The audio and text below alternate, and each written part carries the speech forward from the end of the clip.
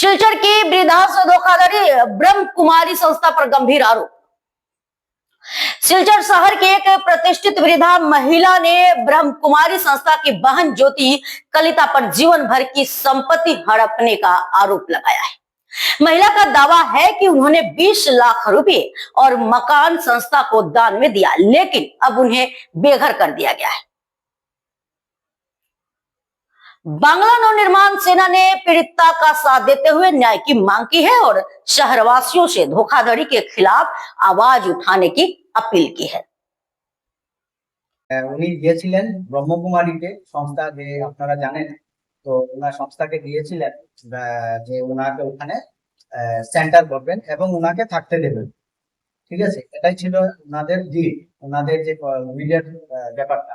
তো উনি অনেকদিন সেখানে ছিলেন ওনাদের সাথে, কিন্তু 2022-এ যখন বন্যা হয় তখন ওনার 3তলা বাড়ি, তো উনি নিচেই ছিলেন, যেহেতু বয়স্ক মানুষের উপরে ওঠা সম্ভব না। তো 3তলা বাড়ির মধ্যে ওনাকে নিচে রাখা হয়েছিল এবং জল আসে, আপনারা জানেন ভয়াবহ বন্যা। সেই বন্যার মধ্যে অন্ধকার রাতে ওনাকে উপরতলায় না নিয়ে গিয়ে বললো উনি যাতে কোনো রিলেটিভ বাড়িতে শেল্টার নেয়। এটা কি যুক্তিগত হতে পারে? আপনারা একবার বিচার করবেন। ওনার বাড়িতে ওনার উপরতলায় অন্য মানুষ আছে, 3 টন এসি লাগিয়ে আছে, একদম লাক্সারি ভিআইপি রুম। সেখানে ওনার স্থান হলো না, কিন্তু ওনাকে রাত্রেবেলা নৌকা করে ওনার কোনো রিলেটিভ বাড়িতে শিফট করা হয়। তারপর যখন জল কমার পরে রুমের দুর্গতি এবং ল্যাট্রিন বাথরুমে যেগুলো ট্যাঙ্কি ছিল সেগুলো জাম লেগে অনেক বেহাল অবস্থা। একটাই উদ্দেশ্য, উনি যে নির্যাতিত, উনি যে প্রতারিত হয়েছেন, এতে আমরা সুবিচার চাই, সুবিচার করতে আমরা বাধ্য। তাই এতদিন দীর্ঘদিনের যে ওনার যে বিষয়টা পেন্ডিং, সেটা দুঃখজনক।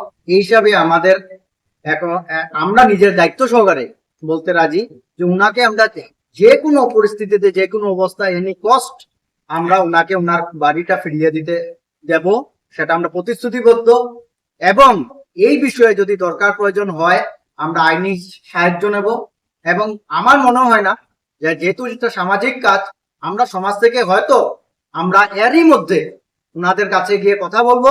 ওনারা যদি আমাদের সঠিকভাবে কোনো সলিউশন করে তাহলে খুবই ভালো, আর যদি না করে তাহলে কিন্তু আমরা আইনি নিয়ে আমরা ধার ধরে এই সেন্টার খালি করব। আর সেন্টার থাকা ওনার ইচ্ছা, সেই ইচ্ছাকে আমরা সম্মান জানিয়ে সেন্টার ওখানে থাকবে, বাট উনিও ওখানে থাকতে হবে এবং উনার সম্পূর্ণ দায়িত্ব আমি নিলাম। উনার আমৃত্যু, এই দুজনের দায়িত্ব আমি আপনাদের সামনে নিচ্ছি যে ওনারা ওখানে থাকবে এবং সেতু গলিতে সেখান থেকে যাবে, সেটা যেতেই হবে। এবং এনি কস্ট আমি তার জন্য যতদূর আমার জেল ফাঁসি হলেও আমি এতে রাজি আছি।